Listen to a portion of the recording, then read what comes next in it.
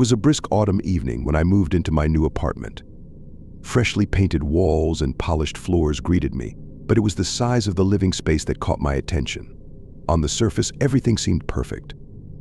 Yet, as I unpacked boxes, an unsettling feeling loomed over me, a foreboding sense that something or someone was watching. My apartment shared a wall with my neighbor, an elderly man who I seldom saw but heard clearly. At first, it was just the sound of furniture being moved, clattering and scraping against the floor late at night. I shrugged it off. Old age can make even simple tasks seem like a Herculean effort. Still, my curiosity nagged at me. A few weeks later, I noticed the strange noises had intensified. It wasn't just the sound of moving furniture anymore. I began to hear low murmurs. The voices were indistinct, but their tone felt charged, almost urgent. I pressed my ear against the wall, listening intently, but the whispers would fade the moment I focused on them. A growl of frustration stirred within me. Sleep was becoming harder to come by as my mind raced at night, pondering the identity of my elusive neighbor. Then, one night, everything changed. I had just settled into bed when a sharp thump jolted me awake. It was followed by what sounded like a soft cry, a whimper, really coming through the wall. My heart pounded as I tossed aside the covers. I crept toward the wall, pressing my ear against it once more, straining to glean any context. The whimpering persisted, swelling into frantic cries. Panic surged through me. Should I call someone? The sounds continued, transformed into a chaotic orchestra of despair. I contemplated the weight of involving the authorities over what could merely be a misunderstanding or a loud movie. Yet, in spite of my hesitation, my instincts urged action. I grabbed my phone and dialed the local police, describing the situation as best I could. They assured me they would send someone over, but the dispatcher's calm voice did little to soothe my fraying nerves. While I waited, I paced around my living room, listening as the cries descended into silence, the abruptness chilling me to the bone. Minutes stretched into what felt like hours. When the police finally arrived, 2 officers knocked on my door. After I explained the noises, they agreed to check on my neighbor number 3. I felt like a trespasser, an intruder in someone else's life, but the thought of helpless cries dulled that sentiment. The officers approached 3, their torches flickering against the evening shadows. I stood by my door, my muscles tense and ready for action. The moment seemed to stretch eternally until I saw one of the officers knock firmly on the door. No response. A knot tightened in my stomach as they knocked again, louder this time. After what felt like an eternity, they returned to report that the apartment appeared empty. I felt a surge of disappointment mixed with relief. After all that anxiety, nothing had come of it. Life could return to normal, until that eerie silence shattered once more. The next few days passed with an uneasy rhythm.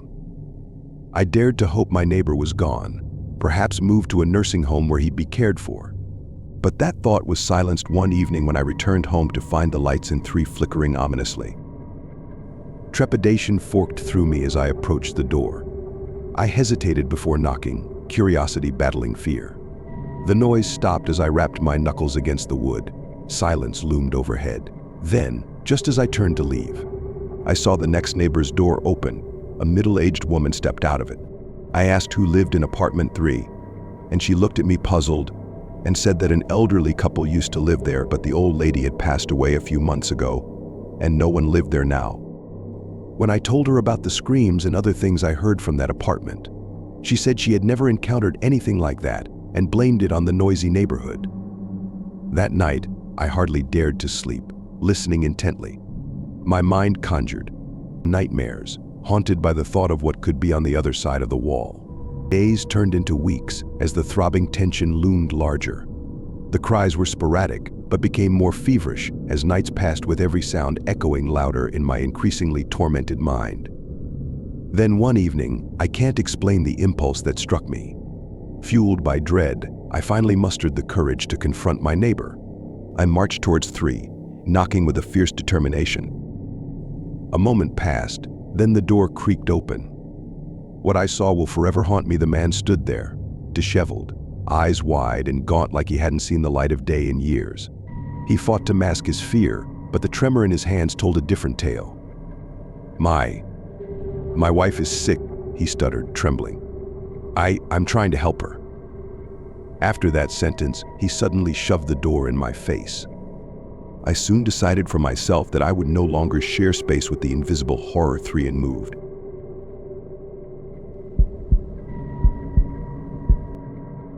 When I first moved into my quaint little suburban neighborhood, everything felt idyllic: leafy trees lining the streets, children riding bikes, and friendly smiles from my neighbors. It was the kind of place where everyone seemed to care about each other, or so I thought. Just a few doors down lived Mrs. Hargrove, an elderly woman with a penchant for gardening. Her yard was vibrant with an array of flowers, lush and flourishing. I admired her dedication from afar, but I never had the courage to speak to her. At first, I thought it was charming. Mrs. Hargrove would have her garden flourishing when the rest of us were just getting started, even in the chill of early spring. She marched outside daily, often dressed in a well-worn sun hat and dirt-streaked overalls, diligently tending to her plants. I sometimes caught glimpses of her through the window, her movements rapid and purposeful, but there was something about her that felt unsettling. As weeks rolled by, I noticed other oddities. The garden, which had once seemed an explosion of color, started to take on an eerie nature.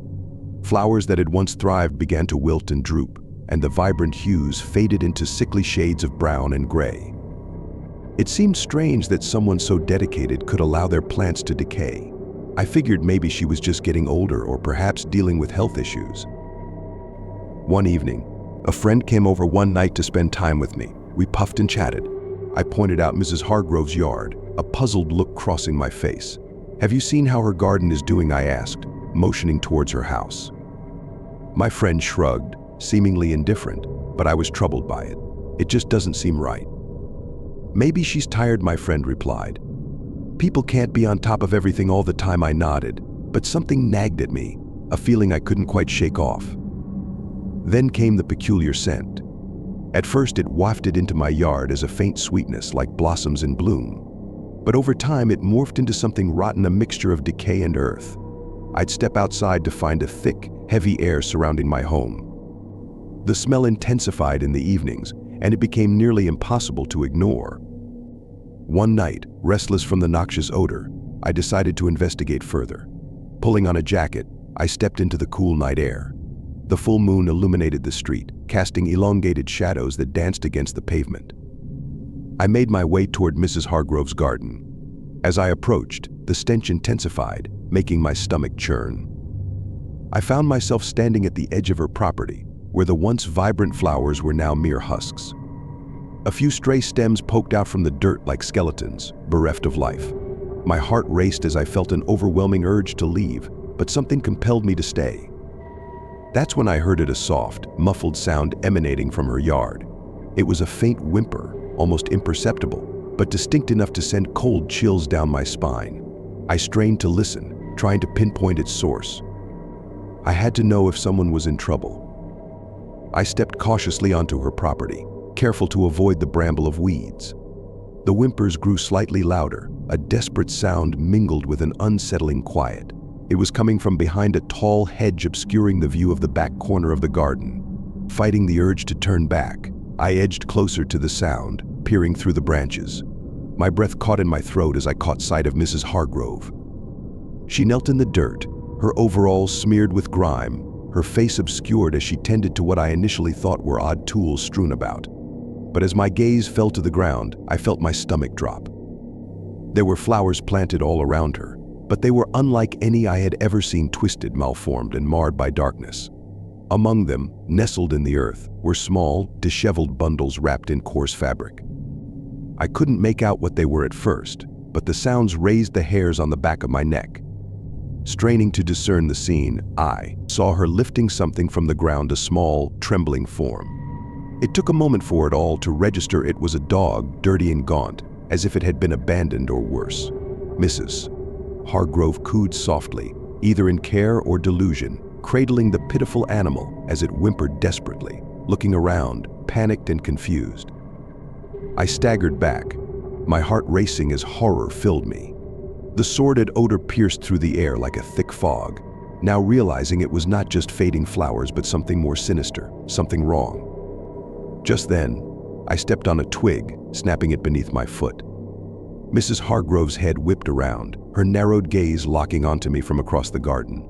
Her expression shifted to one of pure malice, eyes blazing like coals in the night.